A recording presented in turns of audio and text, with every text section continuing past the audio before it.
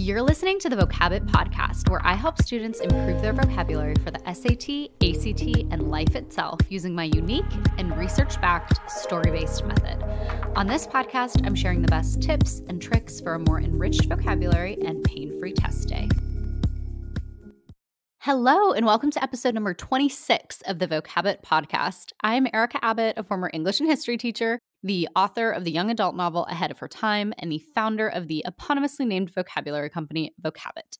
This is a pretty special episode for me because it closes the loop on a story I first started writing about 10 years ago. To this day, I think it's one of the best first lines I've ever written, and I don't know if any of you writers can relate, but I think I just loved the story so much. It was almost like I got too intimidated to finish it. I didn't know if I could do it justice. So this story has been sitting half done for years in a cute little journal in the closet. Before I tell you the story itself, though, I want to give you a little bit of backstory because the history here is just so obscure. I doubt anyone has learned it in school. And it's also really interesting. Here's how I came across it. I'm sure you know by now that I spent my senior year of high school studying abroad in Italy, and my aunt and my cousin came to visit that year for spring break. We ended up in Salzburg, a gorgeous city in Austria, and perched high atop the rest of the city is this giant fortress/castle. When we visited, at least, you had to take this slightly terrifying outdoor elevator up the cliffs to get there. And it was intentionally difficult to access because it was built as a fortress.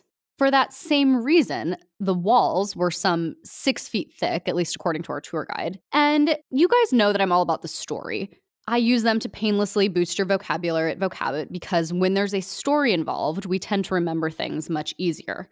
And here's a really good example of all of this at work. By the time I sat back down to finish this story, I couldn't even remember the name of the castle. I couldn't remember who built it. I couldn't remember any details that had been given to me in isolation. But I'll never forget the story the tour guide told us about the man who lived in the castle's walls. This historical tidbit, I want to be clear, comes from our tour guide. I honestly don't know if it's true or not because I tried to Google it and could not find any reference to such a man. But according to our tour guide, the walls of the castle were so thick they had room to create tunnels inside of them. Presumably they didn't do this everywhere, or it would kind of defeat the purpose of 6-foot walls if they were all hollow. But there was a network of tunnels within certain, probably interior walls. And according to our tour guide, a man lived in these tunnels in the walls of the castle, and his job was to keep the fires lit. Instead of going in through the front door to light the fires, he would light them from the other side, from within the walls. And I don't know if maybe there was a language barrier. Maybe she meant to say that he worked in the walls, which, I mean, that's also fascinating. Imagine spending your day inside a castle's walls. But she said he lived back there. She insisted that there was a man named Andreas who lived in the walls of the castle, and his job was to keep the fires lit. His name was always Andreas, by the way, for centuries. Whether out of convenience or cruel laziness, they always just called him Andreas. Kind of like the Dread Pirate Roberts, but with less sword fighting. By the time we left the castle, we were spinning all sorts of stories about what this guy's life might have been like. And before I read you what came of it, I want to let you know that this story is PG-13. There are some references to romance, so if you are younger and getting a jump on SAT prep, this might not be the episode for you. Vocabbett members, as always, can read along. This story has just shy of 30 high-frequency SAT words. And remember, we're trying to get 8 impressions per word because the research shows that if you encounter a word 8 times, you're pretty likely to remember it. So hearing it and reading it doubles the number of impressions you're getting. You'll find a link to today's podcast accompaniment in your email. If you're a member, you can also get it in the podcast accompaniment section of the Vocabbett website. If you are not yet a member, I would love to have you. You can sign up at vocabbett.com and you get access to the entire backlist of podcast accompaniments in addition to everything else. All right, now that you know who Andreas is and what I'm talking about, here is one of the Andreases, at least, fictional story. It's written from Andreas's perspective, so imagine that my voice is his when I'm reading it. Andreas, the Man in the Walls, a vocabulary-boosting short story by Erica Abbott.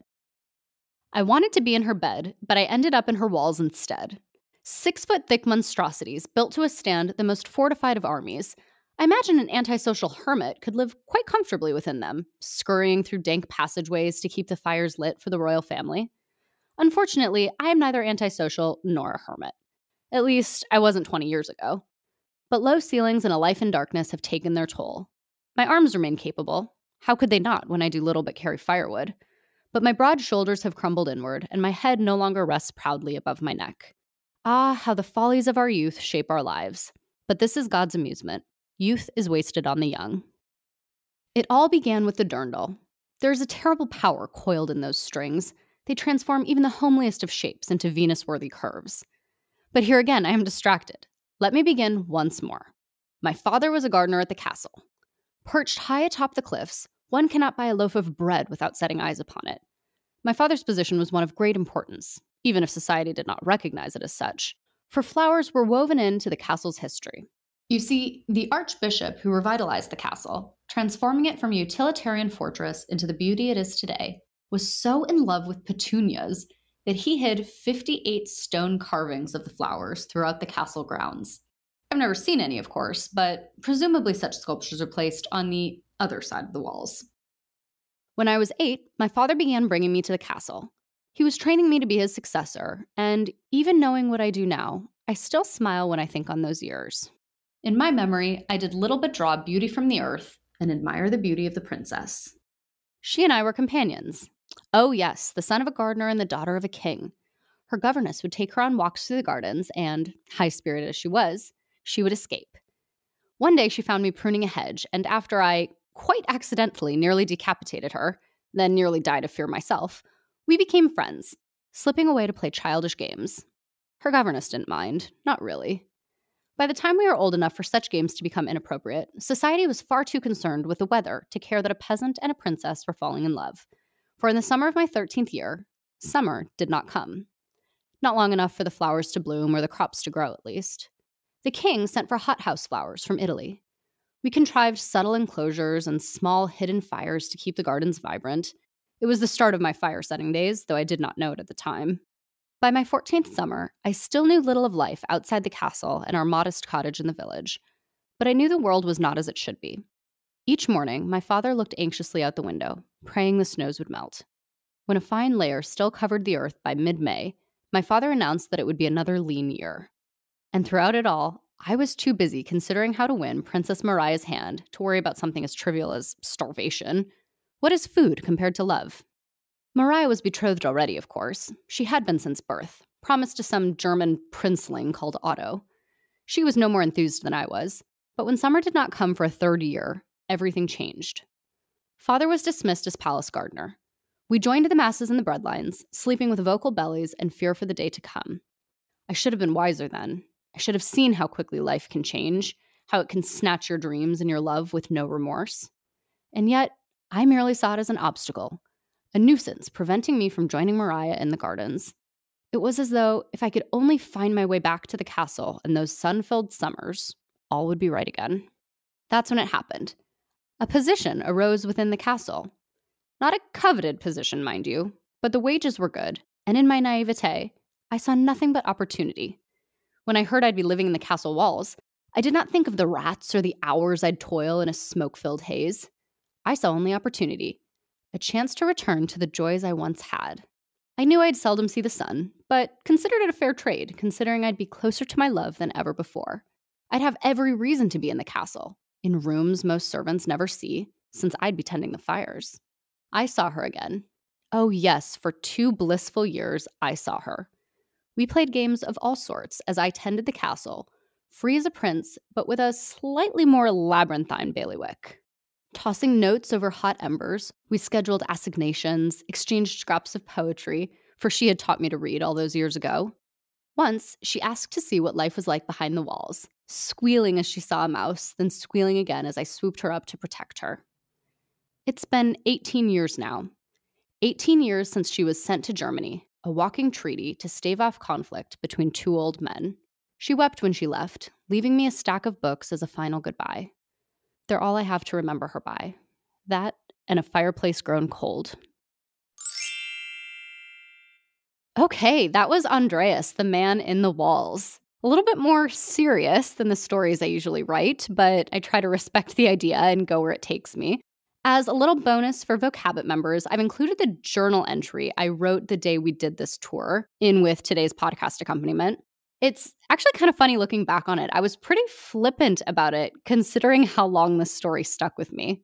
And this story actually kind of reminds me of the Buddha-Saya podcast. That's episode 10, if you want to go back and listen to it, where I actually am not sure that this story is meant to be a short story. I feel like someone could write a whole book about this guy. I could even see it as a mini-series. I just watched Belgravia. That's where I got the name Mariah, by the way. And I could even see something like that, some kind of 6-part mini-series. I've spoken in the past about how I kind of believe that ideas are living things with one goal, and that's to come to life. You can read Elizabeth Gilbert's book, Big Magic, if you want to explore that concept more. I'll link to it in the show notes. But it's time to pass this story on to someone else, kind of like a relay. If you're looking for something fun to do over the summer, feel free to take it up. I'm even thinking of doing some kind of a fill-in-the-blank challenge for stories like this for Vocabbett members. So I might say something like, write the scene where and then you can choose from a list. Maybe the scene where he first meets the princess. He's pruning the hedges in the garden and accidentally nearly decapitates her and is terrified, but then she's cool. And we could do challenges and something fun like that. I'm not sure if you're interested in that, but if you are, or if you have other suggestions for how I can help you this summer, just hit reply on your podcast accompaniment today and let me know your thoughts. I'm a real person. I check my email and I want to do everything that I can to help you. All right, I'll see you guys on Tuesday.